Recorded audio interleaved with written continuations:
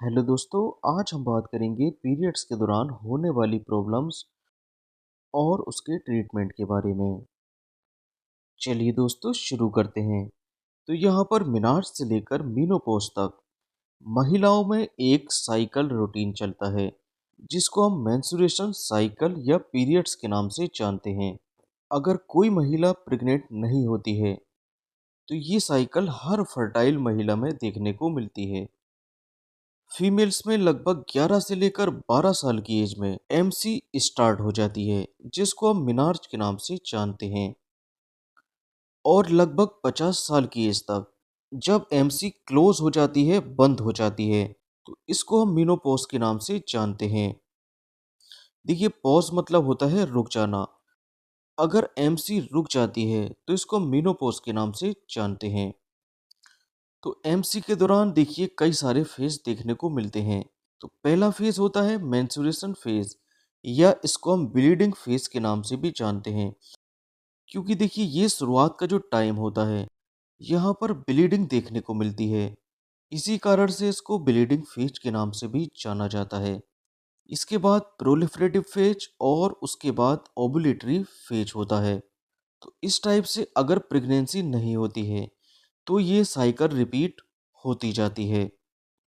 तो अलग अलग महिलाओं में इसका जो ड्यूरेशन होता है वो अलग अलग होता है। किसी महिला में ये 28 दिन, 29 दिन, 30 दिन, 31, 32 दिन, इस टाइप से ये हो सकती है। तो सबसे पहले जान लेते हैं एमसी के दौरान यूज होने वाली कुछ टर्मिनोलॉजी। तो पहला टर्म आता है एमिनोरिया। देखिए, एमिनोरिया में तीन टर्म हैं। पहला है ए, दूसरा है मीन, तीसरा है रिया। तो यहाँ पर ए का मतलब होता है एब्सेंट या नहीं, और मेन का मतलब होता है मेंस्ट्रुएशन, और रिया का मतलब होता है बहना। तो मेंस्ट्रुएशन के दौरान जो बच्चेदानी की अंदर वाली लेयर होती है जिसको हम एंडोमेट्रियम के नाम से जानते हैं, जब ये एंडोमेट्रियम शेड हो जाती है, मतलब कि ये झड़ जाती है, तो यहाँ पर जो ब्लड वेसल्स होती हैं, जो खून की नसें होती हैं, वो भी शेड हो जाती हैं या रप्चर हो जाती हैं, फट जाती हैं।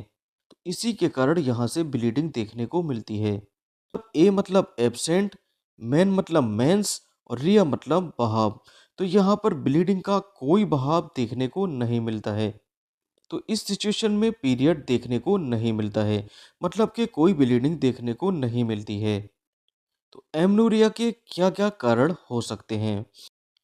इसके बहुत सारे कारण हो सकते हैं, लेकिन जो मेन कारण है वो क्या क्या हो सकते हैं। पहला कारण ओवरी फेलियर। अगर देखिए समय से पहले ओवरी काम करना बंद कर देती है, या ओवम मतलब कि अंडे रिलीज करना बंद कर देती है, तो इसको हम बोल देते हैं ओवरी फेलियर। तो ओवरी फेलियर के कारण एमनोरिया हो सकता है, या पीकोस। पीकोस मतलब कि पॉलीसिस्टिक ओवरी सिंड्रोम। तो पीकोस के केस में पॉली, पॉली मतलब कि बहुत सारी, सिस्ट मतलब कि पानी से भरी हुई गांठें। अगर ओवरी में बहुत सारी पानी से भरी हुई गांठें देखने को मिलती हैं तो इसको हम पॉलीसिस्टिक ओवरी डिसीज या सिंड्रोम के नाम से जानते हैं। या एमनोरिया का एक और कारण वो है हाइपर प्रोलैक्टिनीमिया। यहाँ पर भी देखिए तीन टर्म है। पहला है हाइपर, दूसरा है प्रोलैक्टिन, तीसरा है ईमिया। तो हाइपर मतलब होता है देखिए ज़्यादा, और प्रोलैक्टिन एक हार्मोन है, और ईमिया मतलब होता है ब्लड। तो अगर देखिए ब्लड में प्रोलैक्टिन हार्मोन की मात्रा बढ़ जाती है तो इसको हम हाइपर प्रोलैक्टिनीमिया के नाम से जानते हैं। तो ये तीन मेन कारण हो सकते हैं एमेनोरिया के। नेक्स्ट बात कर लेते हैं डिस्मेनोरिया के बारे में। तो देखिए डिस का मतलब होता है दिक्कत या परेशानी। तो अगर देखिए मेंस के बहाव में कोई दिक्कत या परेशानी है, या मेंसुरेशन या पीरियड में कोई दिक्कत या परेशानी है, तो इसको हम डिस्मेनोरिया के नाम से जानते हैं। तो डिस्मेनोरिया के केस में मेंस्ट्रुअल क्रैम्प्स मतलब कि पीरियड या एमसी के दौरान पेडू रीजन में देखिए दर्द या मरोड़ देखने को मिलता है, या यहाँ पर हैवी ब्लीडिंग देखने को मिलती है। अगर पीरियड के दौरान हैवी ब्लीडिंग देखने को मिलती है। मतलब यहाँ पर अगर देखिए ब्लीडिंग ज़्यादा हो रही है या ज़्यादा दिनों तक हो रही है, तब यहाँ पर ब्लीडिंग को रोकने के लिए टेरेनेक्सामिक एसिड टैबलेट का यूज़ कर सकते हैं। यहाँ पर टेरेनेक्सा 500 मिलीग्राम डोज पेशेंट को पीडी या टीडीएस दे सकते हैं।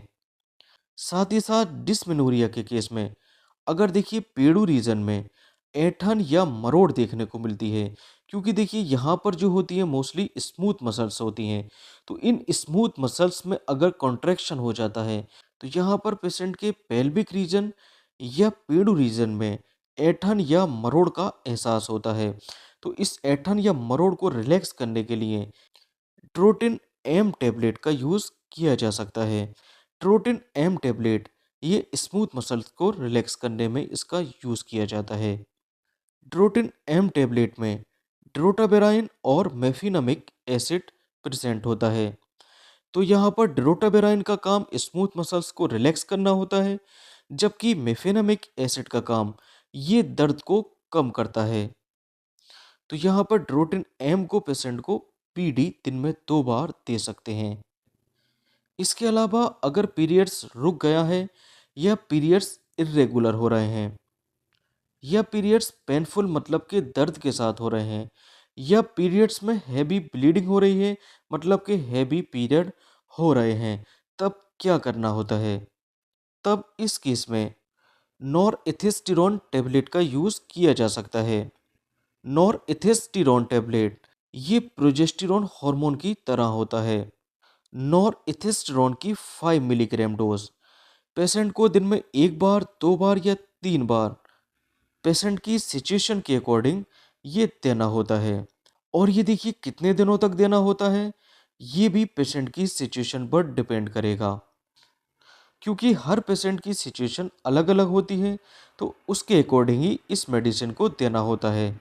नेक्स्ट, अगर पेशेंट के पीरियड्स इरेगुलर हैं, इरेगुलर पीरियड्स मतलब पीरियड्स के दिनों में उतार या चढ़ाव होना, मतलब कि कभी 28 दिन का, कभी 29, 30 या 31 दिन, यहाँ पर पीरियड्स में कोई रेगुलरिटी देखने को नहीं मिलती है, या किसी मंथ ज़्यादा ब्लीडिंग होना या कम ब्लीडिंग होना, तो ये कहलाता है इरेगुलर पीरियड्स। तो इरेगुलर पीरियड्स में ओबराल एल या ओबराल जी का यूज़ किया जा सकता है। इसके अलावा मेड्रोक्सी प्रोजेस्टेरोन एसीटेट टैबलेट का भी यूज़ किया जा सकता है। तो इनमें से किसी एक टैबलेट का यूज़ किया जा सकता है। तो ओवरऑल एल और ओवरऑल जी को जैसे ही देखिए पीरियड्स की ब्लीडिंग फेज खत्म हो जाती है, उसके बाद से पर डे एक टैबलेट पेशेंट को दे दी जाती है। और मेड्रोक्सी प्रोजेस्टेरोन एसीटेट की 5 मिलीग्राम या 10 मिलीग्राम डोज पेशेंट को दिन में 1 बार देनी होती है। और मेड्रोक्सी प्रोजेस्टेरोन एसीटेट कितने दिन तक चलती है, ये भी पेशेंट की सिचुएशन पर डिपेंड करेगा। Okay, thank you.